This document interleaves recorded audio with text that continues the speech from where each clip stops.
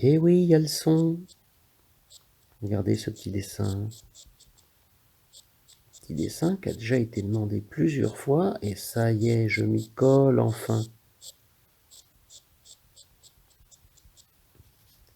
Une tagine. Peut-être un petit trou ici. Et dessous le plat.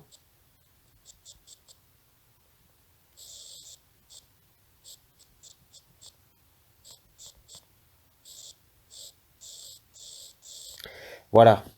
C'est ça qu'on va faire. Une tagine complète. Voilà l'ustensile pour faire cette cuisine tagine. Un couvercle qui vient se placer sur une partie basse, comme ceci. Le tout pouvant aller au feu. C'est parti. Allez, c'est parti, nous y voilà. Après les dessins, la réalisation avec 2,5 kg sur la girelle. Bon, vous voyez, il y a des traces là, hein, c'est les traces du carnage d'avant. Non, j'exagère, c'était pas vraiment un carnage. Mais franchement, c'est la 3e boule que je mets. La première, il n'y avait que 2 kilos. Ça n'a pas tenu en haut parce que c'était trop fin. Et la deuxième, je dirais qu'il y a eu, c'était bien ouvert, on était à 28 cm. Mais malheureusement, j'ai voulu faire mieux. Et petite erreur technique, j'ai rouvert trop bas. Et malheureusement, il y a eu un petit effondrement. Voilà. Moi, j'analyse les choses comme ça. Alors maintenant, avec ces 2 premières expériences, on va tenter vraiment la 3e. Donc, tagine, pièce pour moi difficile à faire. En grand format, hein, grand format. Probablement qu'en petit format, non, ça pose pas vraiment de problème. Hein.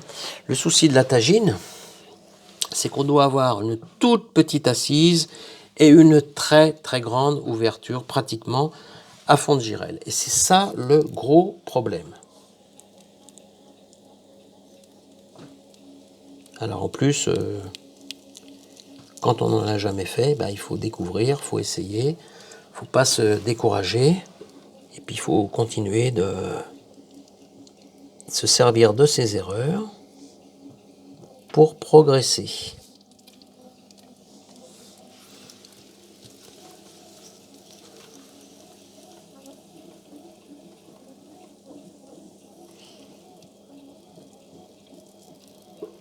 Quelle terre as-tu? Ah, on m'interpelle, on m'interpelle. Quelqu'un est dans la salle. Eh oui, quelqu'un est dans la salle. Donc je vais répéter la question parce que je ne suis pas sûr que ce micro capte bien loin. On me demande quelle terre j'ai. Et vous savez, c'est une terre qui sort de derrière mes placards, ou alors, on va dire, de derrière les fagots. Hein. Elle n'a pas servi depuis, voilà. Alors celle-là, allez, je vais dire 15 ans. 15 ans sur, minimum 15.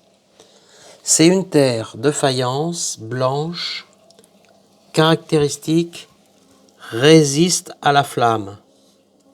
Ça tombe bien hein, pour la tagine, puisque normalement, elle va sur la flamme. Moi, je crois que je ne l'ai jamais utilisée, donc on va voir. Au tournage, avec les 2 boules avant, je ne peux pas dire que j'ai vraiment senti des choses désagréables ou bizarres. Enfin, non, je trouve qu'elle a été correcte. Elle a été correcte avec moi. Bon, alors on inverse, hein, pas comme d'habitude. Hein. C'est-à-dire petit en bas et relativement gros en haut. C'est compliqué. Ça change tout. Alors, petit jusqu'où? Jusqu'à temps que ça tombe? Non. Jusqu'à temps que ça tienne, on va espérer. Voilà, quelque chose comme ça. C'est parti. C'est parti.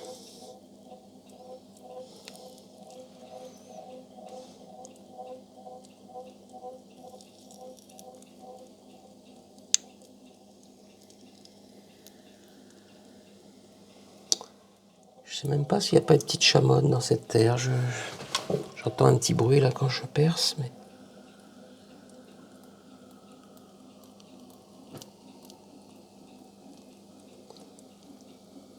Et je vais faire un fond. Je vais percer presque jusqu'au fond et surtout pas beaucoup, hein, parce que là, il va falloir faire du tournassage. On va redessiner un pied et par l'extérieur, hein, il faudra recreuser pour pouvoir mettre de l'eau et refroidir le haut de ce petit couvercle, hein, puisque c'est lui qui va faire en fait ensuite de la condensation et qui va permettre de maintenir un taux d'humidité pour la cuisine.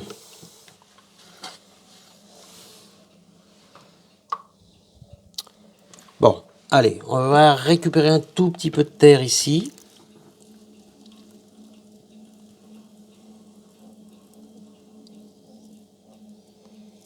Vous voyez, c'est bizarre, hein, mais avec le centrage, on arrive à faire monter de la terre. Allez, j'y vais. Je rappellerai à tout le monde que la tagine, c'est une forme un peu inversée pour nous, hein, les potiers. C'est-à-dire qu'il va y avoir une voûte, mais un petit peu comme vous commencez à la voir. C'est-à-dire la voûte, elle est inversée. Elle est en contreforme. Donc c'est parti. Je suis un peu épais là. Je peux peut-être faire un petit peu de montée, un peu d'ouverture quand même là.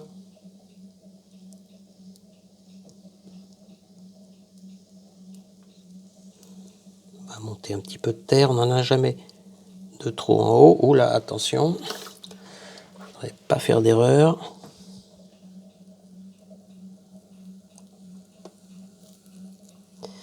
Je suis moins stable.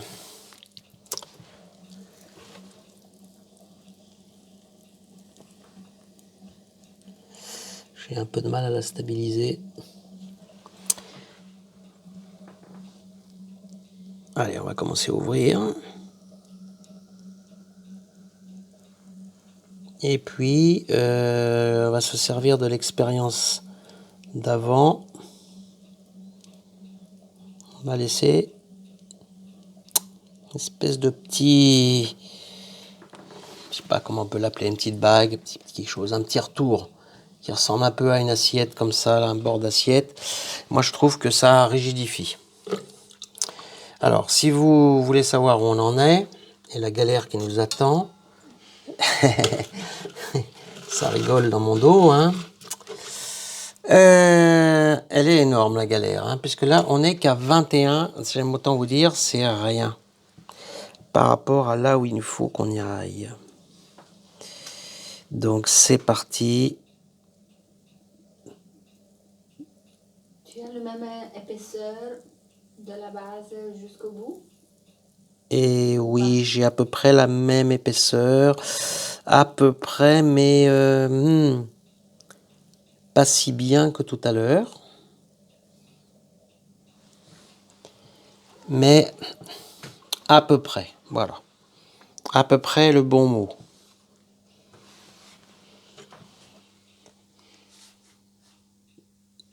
« 23.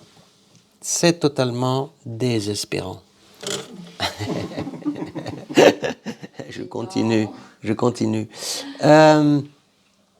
vais demander, j'ai un assistant totalement silencieux dans mon dos. Je vais lui demander, là, pour une fois que je ne suis pas seul, veux-tu bien recadrer un petit peu, parce que j'ai l'impression que le haut me remonter un peu la caméra, et pendant ce temps-là, je continue. Juste qu'on voit ce bord-là, parce que j'ai eu l'impression qu'on ne le voyait pas. Voilà. Voilà. Allez, je continue. On va aller chercher un peu de terre là.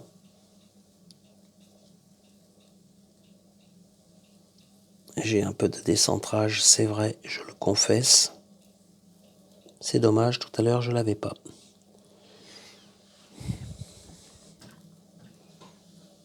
Alors on m'a montré une photo, hein, la partie là, elle est vraiment très à plat. Hein. Je m'arrête parce que là je pense que j'arrive bientôt au bout. Combien j'ai? Mon Dieu, mais c'est nul. Non, j'ai honte. J'ai honte. C'est pas possible. Ce réglé est totalement faux. Ils m'ont donné un truc. 25. Mais je vais pas y arriver. Oh, c'est la 3e. Je désespère. Mais tu as encore la collerette à ouvrir ou pas. Oui, j'ai un peu la collerette Ça à fait ouvrir, je vais gagner 27 centimètres, à peu 25, près. mais non, je n'irai pas au bout, Non. je n'y crois pas. Voilà.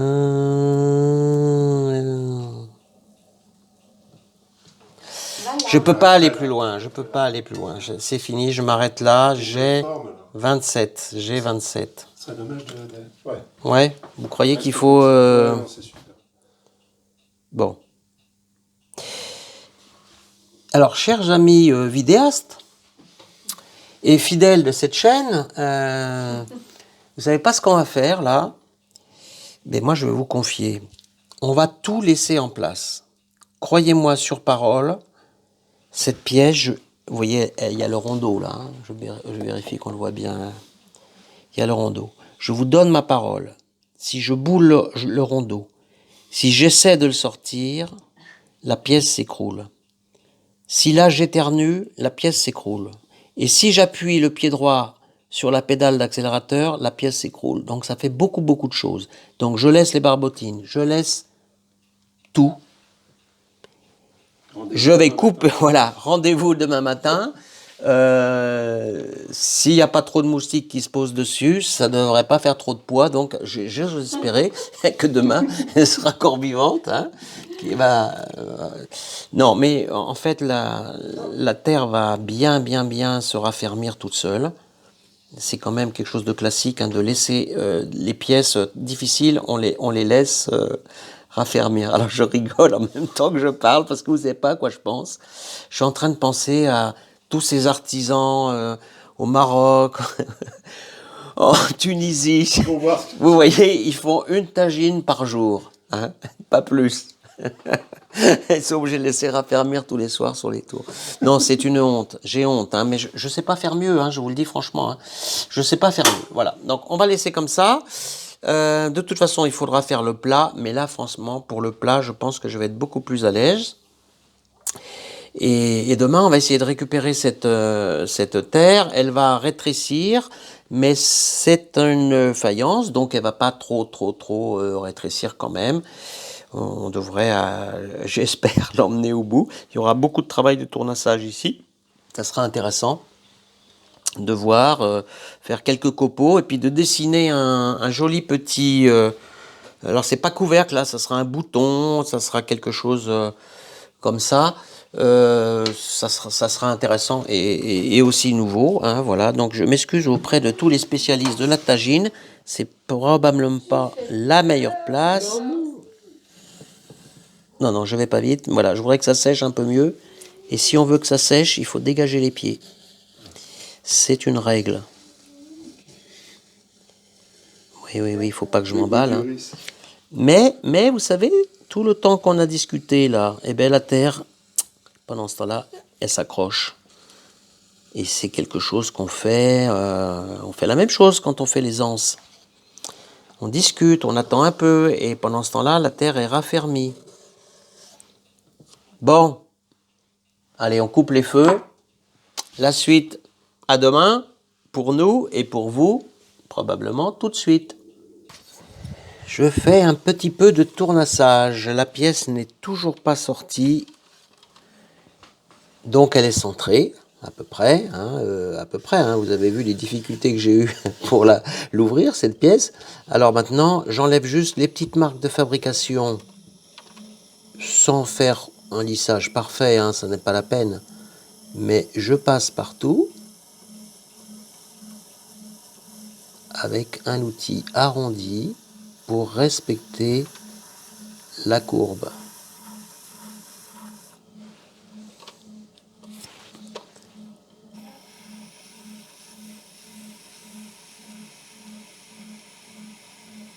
Quelques jolis copeaux.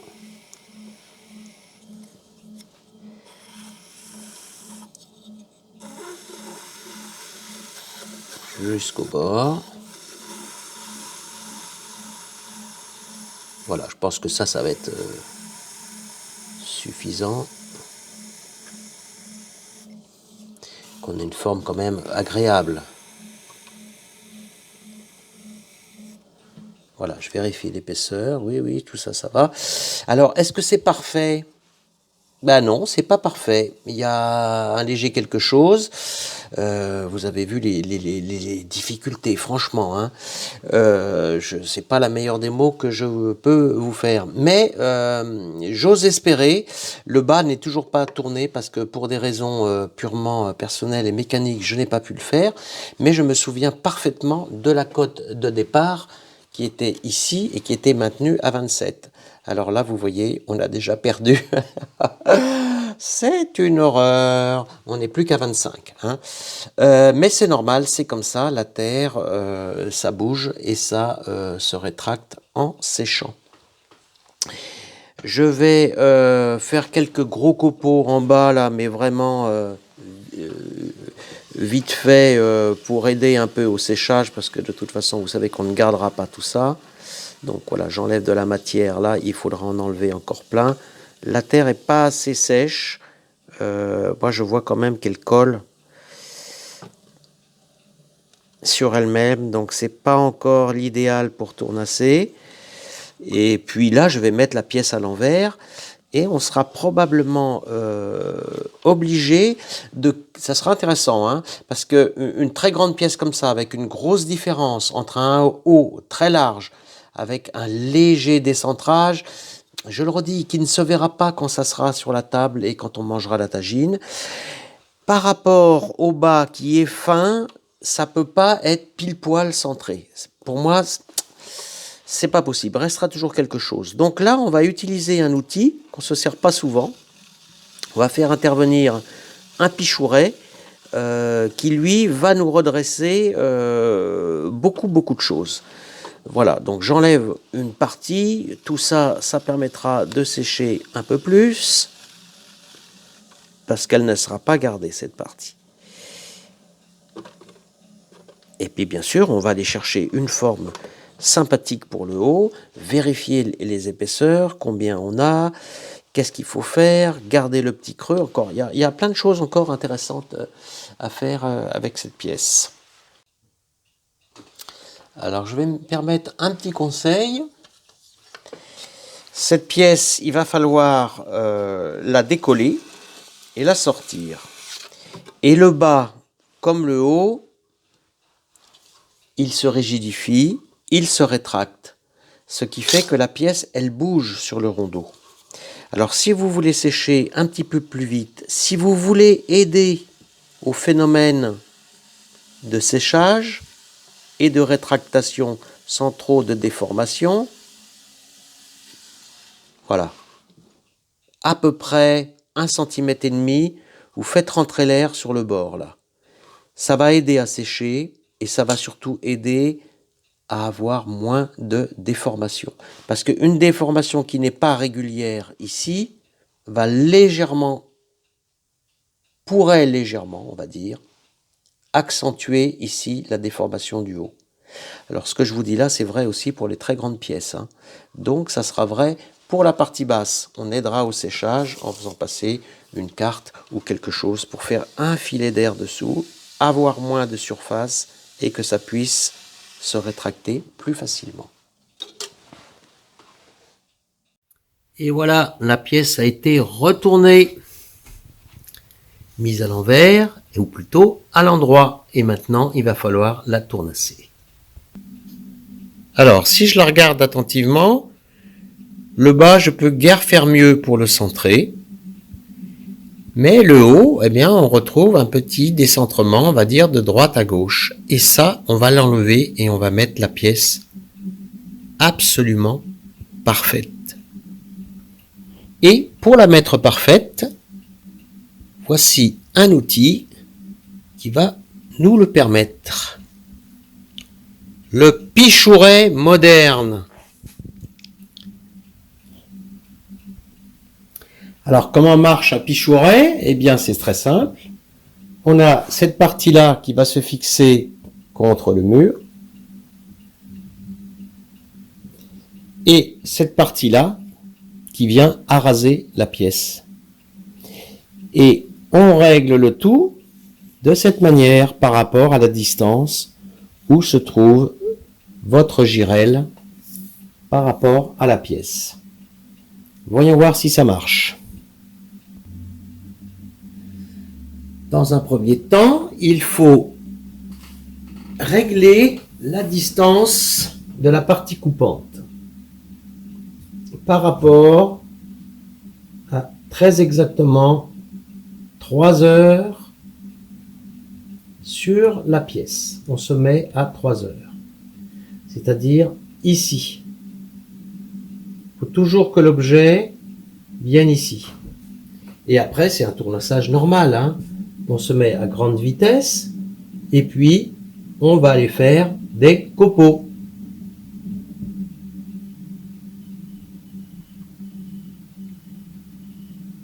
Alors il faut être très très minutieux.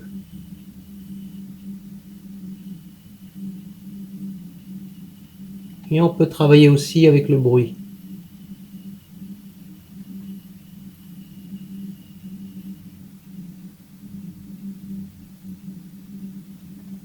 Le bruit que fait l'objet par rapport à la découpe de terre.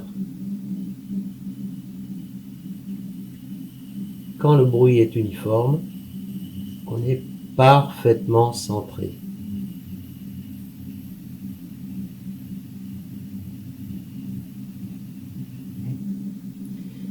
On peut aussi l'attaquer sur le côté, hein, comme ça, en étant encore plus minutieux.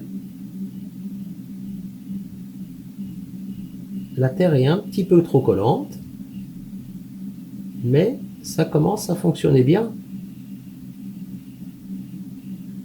Alors ce qui est intéressant avec ce genre de tournassin sophistiqué, hein, c'est que c'est juste la perfection, hein. On est obligé d'être totalement droit, puisque l'objet coupant ne peut ni avancer ni reculer, et le tour, bah, il tourne rond, hein. Alors résultat, tout ce qui dépasse, on l'enlève.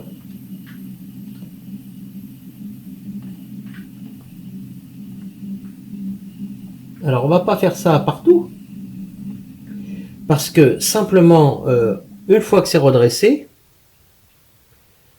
je montre, hein, ici c'est parfaitement droit maintenant, mais là pas encore. Donc une fois que c'est droit, on va pas tailler toute la pièce, on va reprendre des tournassins conventionnels et on va rattraper le galbe, etc., etc. Mais ce qui est certain, c'est qu'on va partir cette fois-ci. Vous voyez, là je peux vraiment démontrer. Ici je suis centré à fleur et ici de l'autre côté je ne le suis. Alors voilà, je suis passé un peu partout avec le pichouret, j'ai enlevé le plus gros des petites parties saillantes, on va dire. Donc maintenant, je vais changer d'outil. Maintenant que c'est quelque chose qui est bien redressé, j'attrape un tournassin basique et puis je vais aller chercher ma forme. Là, on va en enlever beaucoup, on va en reparler. Et là, je vais rattraper le galbe, là, comme ça. Hop, je descends et je rattrape le galbe qui a été fabriqué au moment du tournage.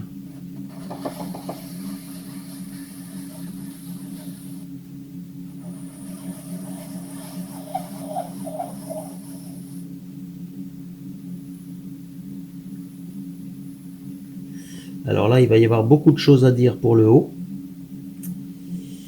Donc, on va reparler du haut, hein.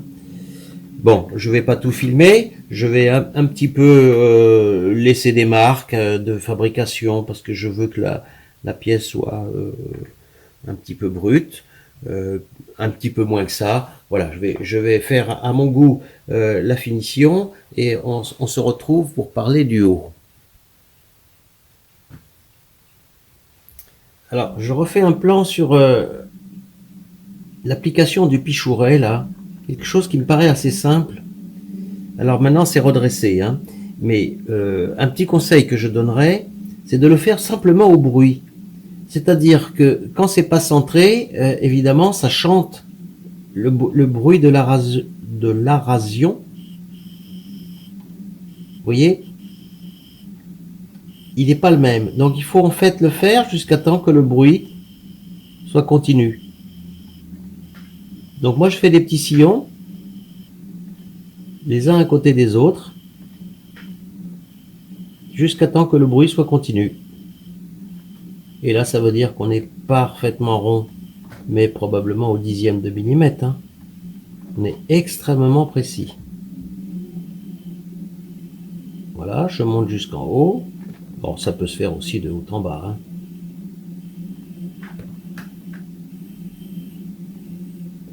Bien sûr, ça marche pour le haut également. Hein. Bon, là, on n'en a pas besoin. Je fais juste la démo aussi.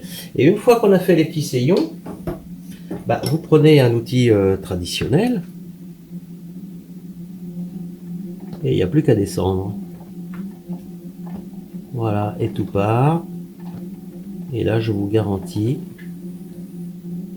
que c'est parfaitement aligné, parfaitement droit. Il n'y a plus rien qui bouge.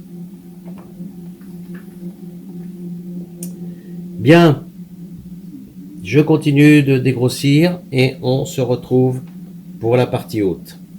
Autre petite astuce, même sur un centreur automatique, prenez une marque. Ici, j'ai mis une petite boulette de terre et ici, j'ai fait une petite marque parce que je dois pouvoir enlever la pièce, la retourner avec précaution et vérifier où j'en suis. Où j'en suis. On peut aussi prendre une mesure interne de diamètre. Eh bien, là, c'est à peu près 2 doigts. Donc, cette mesure, il faut la reporter à l'extérieur parce que il faudra éviter de percer. Mais ça serait pas dramatique hein, de percer. Ça serait pas la fin du monde. Ni le prétexte à abandonner la pièce. Parce qu'on pourrait probablement boucher. Donc voilà, 2 doigts, ça fait ça. On va les matérialiser. Ici, voilà. Il faut pas que j'aille. Je vérifie. Est-ce que là, oui, on voit la marque à l'écran. Donc, cette partie, c'est le trou qu'il y a à peu près ici. Mais là, j'ai dit que je voulais faire une partie préhensible.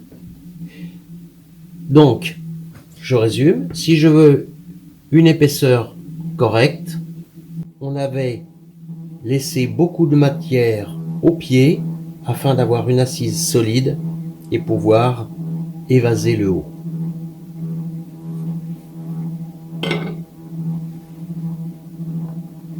Donc là, je change d'outil. Je vais faire des très gros copeaux ici, mais peut-être que quand même, je vais aller chercher un déflecteur pour récupérer la terre et qu'elle ne soit pas gâchée en étant éjectée jusqu'au sol.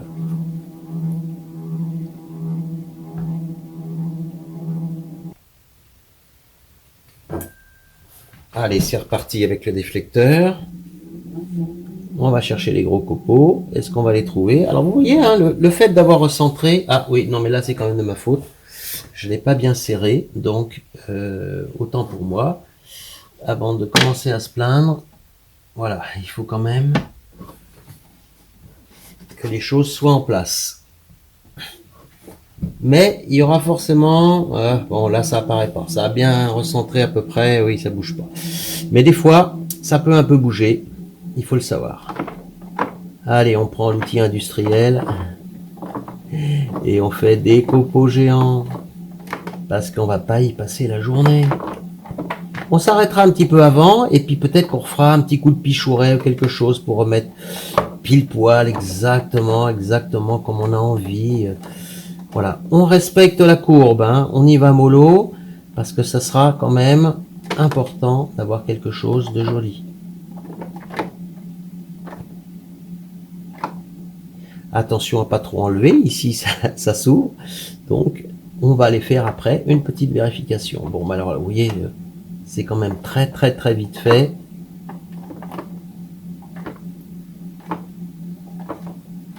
Quand on a des outils qui correspondent à vos gestes. Ah, et en plus, on commence à avoir quelque chose qu'on peut prendre, hein. On va dessiner quelque chose là-dedans, je sais pas encore comment, puis j'aimerais bien qu'il y ait un petit trou, hein, alors pour mettre de l'eau. Peut-être qu'on va retourner quelque chose en surface. Je sais pas. Hein. On va laisser faire les choses et et voir au fur et à mesure. Bon, je vais contrôler l'épaisseur.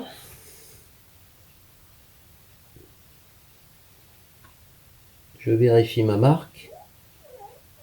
Oui, elle est bien là. Ok. Alors, les deux doigts sont là. Ah, moi, je peux affiner encore un petit peu. Hein, parce que c'est vrai que la pièce est lourde. Je peux affiner encore un petit peu. Donc, tout va bien.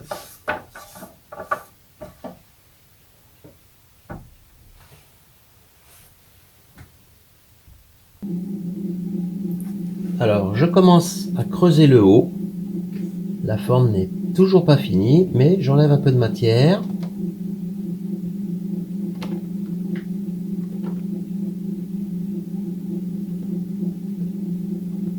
Et là, on va mettre un petit peu d'eau. Alors, comme j'ai pas beaucoup de fond, c'est possible que je perce. Mais ça n'aura pas d'importance. Si je perce, j'irai mettre un petit bouchon de terre par-dessous, parce que moi, le creux, là, je pense que ça fonctionnerait bien environ avec 2 cm de creux.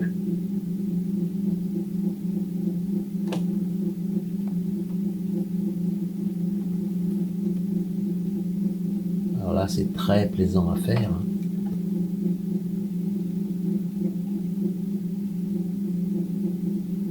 C'est pas des formes qu'on fait tous les jours.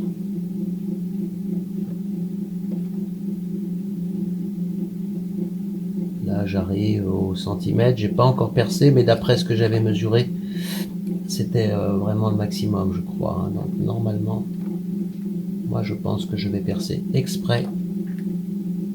Donc je fais une petite forme d'entonnoir. J'aime bien le côté fonctionnel des choses. Et ça va garder au frais. Et ça va faire de la condensation pour le bon fonctionnement du plat.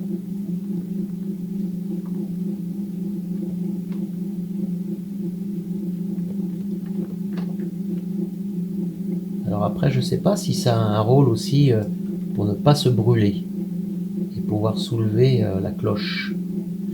Ça, je ne sais pas dire.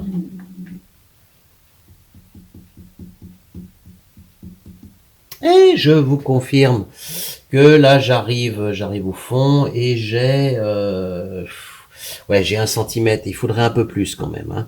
Donc, moi, je vais accepter de percer et puis de recoller après quelque chose. Donc maintenant, je peux aussi aller dessiner la partie préhensible. Hein.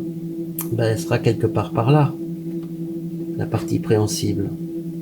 Donc, moi, je pense que je vais enlever ici un peu de matière. Rattraper le galbe. Et sortir dans la matière la partie préhensible. Donc ici aussi, j'en enlève un petit peu. Voilà, on pourrait se contenter de ça. Je ne sais pas si ce sera le final. Voyons voir. Oui, ça commence à fonctionner. Très bien, on va arrondir tout ça, on va arranger. Mais avant, eh bien, puisque la décision est prise de percer, eh bien, on fait sauter tout ça.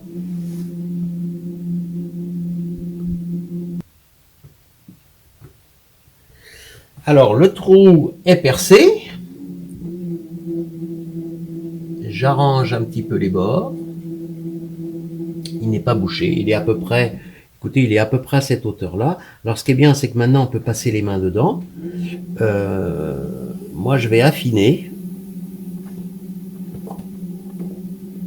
Voilà. J'ai vu que j'avais de la matière. Donc, j'affine. Je refais une encoche dessous. J'arrondis ici. Et ça va être ma poignée. Et regardez, grâce au trou, bah, c'est très pratique. Je peux mesurer maintenant là. Je sais que j'en ai beaucoup. Donc, on envoie un énorme copeau.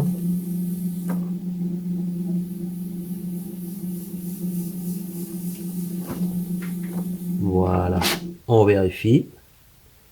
Il y a encore, c'est bon, c'est pas prêt de se percer. Et là, je vais refaire ma forme préhensible.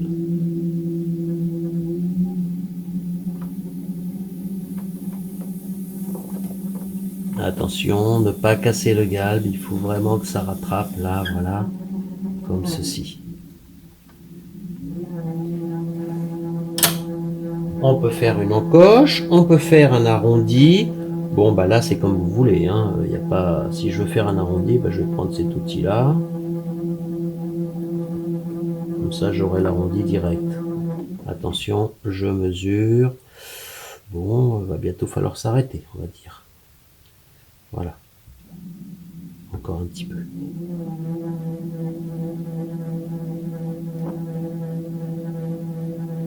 Alors, vous voyez, hein, on n'aurait pas pu tourner la pièce à l'envers avec une assise aussi petite. Ça n'était pas possible.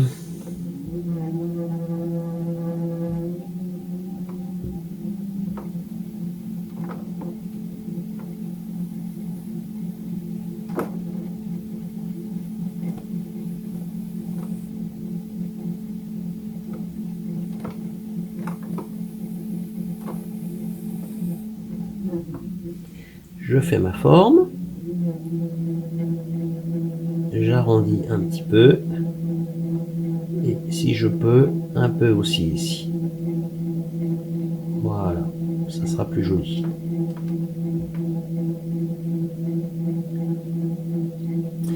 Et puis, si vraiment on est dans la technique, on va dire que s'il y a vraiment un effet de frigo, hein, de refroidissement par évaporation de l'eau, plus il y a de surface, plus ça marchera. Donc si je fais des encoches là-dedans, ça fonctionnera mieux. Voilà, c'est sûr. Et en même temps, on va assurer une partie préhensible.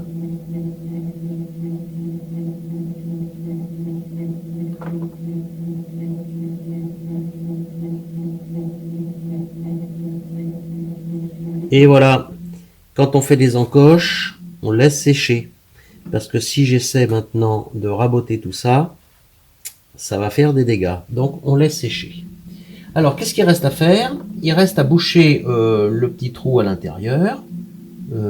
S'il n'y a pas vraiment de difficulté particulière, hein, on va reprendre un peu de terre, on va la remettre à une consistance qui va bien, pas trop humide, mais on va faire un peu de barbotine pour que tout ça, ça se colle, puis ça se colmate et que ça se maintienne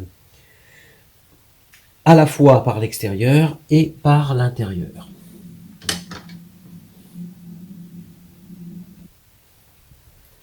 Je viens de retourner la pièce, j'ai contrôlé l'épaisseur qu'il y avait ici, parce que je trouve qu'on a un petit peu perdu la forme de base. Alors j'ai vu qu'il y en avait encore, donc cette espèce de contreforme qui est inscrite ici, il faut vraiment la faire ressortir.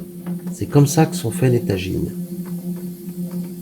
Elles ne sont pas faites en voûte, elles sont faites en contre-voûte.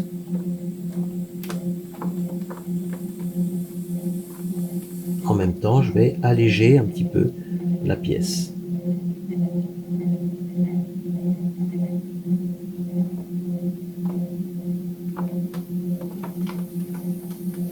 Alors, un conseil peut-être, à la fin, aussi rond, aussi galbé que soient vos outils, peut-être que le meilleur des outils pour faire des grandes courbes tendues comme ça restera la carte.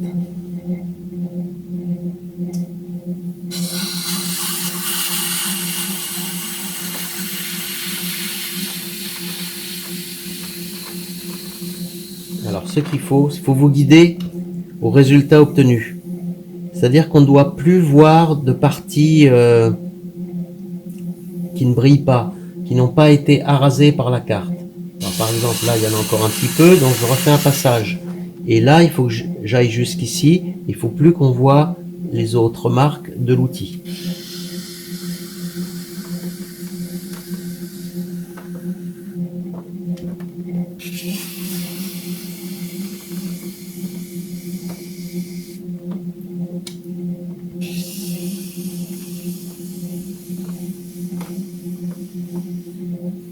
Bon, écoutez, voilà.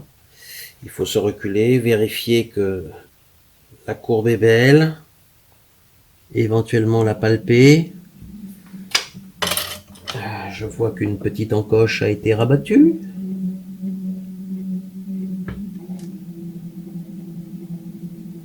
Voilà, je la rouvre.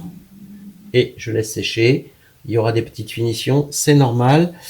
Je vais boucher la pièce. Je vais faire un plan sur le trou avant. Alors voilà la forme telle que je la vois. Je pense que ça va. L'intérieur. Et le trou dont je vous parle depuis le début. Il est là. Bon, il n'y a plus qu'à boucher. Allez, je ne peux pas résister au plaisir de vous montrer le garnissage, même si là il est très très simple, mais simplement pour essayer de vous faire apprécier ce moment. Voilà, le garnissage, c'est pas un moment de contrainte, c'est un moment où on finit les pièces, où on les assemble. Donc, j'ai préparé ma pièce, j'ai la barbotine, j'ai mon petit plan de travail ici, la petite boule de terre pour boucher le trou, la barbotine et les outils de garnissage. Prenez toujours ceux que vous préférez le plus. C'est parti. Je commence par préparer la barbotine.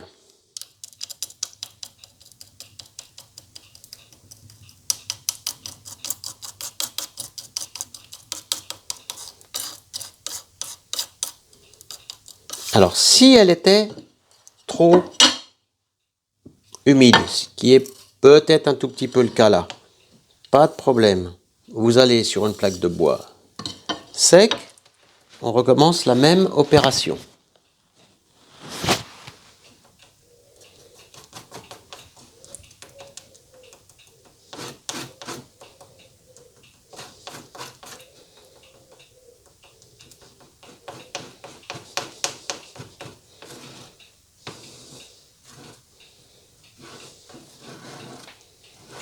Ça commence à prendre corps. Si elle est trop humide, ça risque de fêler, parce qu'il y aura trop de retrait de l'eau.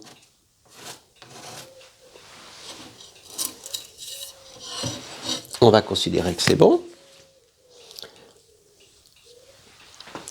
Alors, qu'est-ce que je fais sur la pièce? Je vais guillocher l'intérieur, hein, c'est-à-dire faire des petites marques. Je fais des petites scarifications, on va dire. Donc je fais ça avec un petit couteau. Je fais ça sur les bords, hein. Ça fait comme une petite collerette, hein. Je vous ai montré tout à l'heure le trou. Ensuite, je prends un pinceau.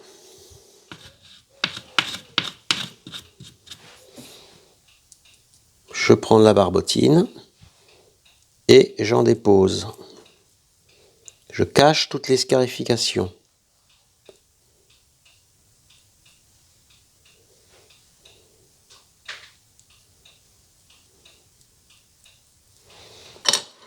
J'attrape la petite boule de terre.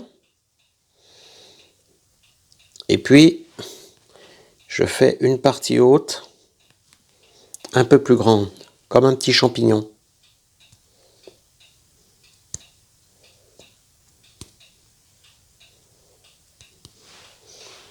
À peu près du diamètre. Comme ça, ça va rester. Et puis là aussi, un petit peu d'humidité, un petit peu de barbotine.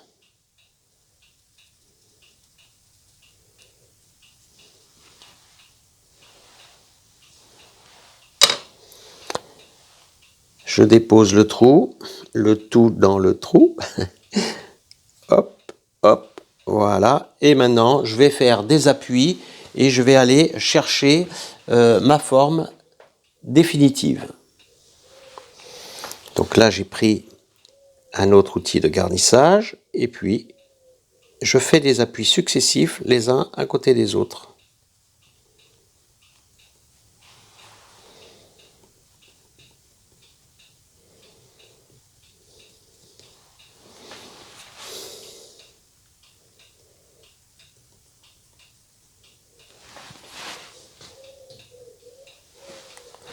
Une fois qu'on a bien garni le fond, le mieux possible, Si vous voulez vraiment ne laisser aucune trace, vous trouvez dans votre atelier une éponge la plus appropriée et on passe partout. Cette opération peut aussi se faire à un moment donné où la terre est plus sèche.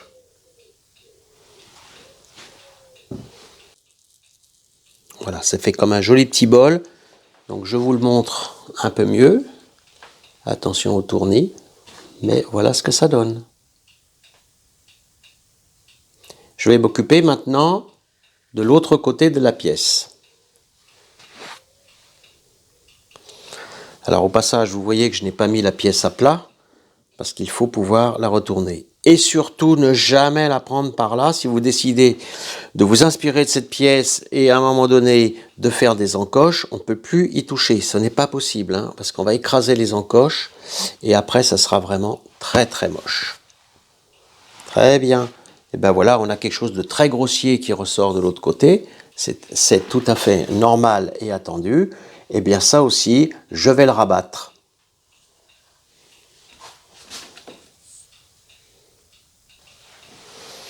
Alors, avec cet outil-là, légèrement recourbé, j'ai arrondi l'intérieur, de même que j'avais fait ici.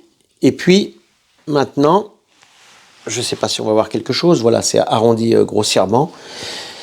On va faire exactement, pardon, on va faire exactement la même chose, c'est-à-dire on va simplement passer une éponge ou des éponges, ce que vous voulez, mais il ne faut absolument rien voir. Et ça, c'est faisable. Je ne sais pas si on est prêt à manger hein, avec cet ustensile. Il va quand même falloir que je regarde aussi les recettes de tagine. Comment ça se fait? Mais ça, je pense que YouTube va aussi me le donner. Voilà, tout est arrondi, l'intérieur, l'extérieur. Il n'y a plus qu'à laisser raffermir, qu'à laisser sécher. Et je me déplace de quelques dizaines de centimètres et je viens ici.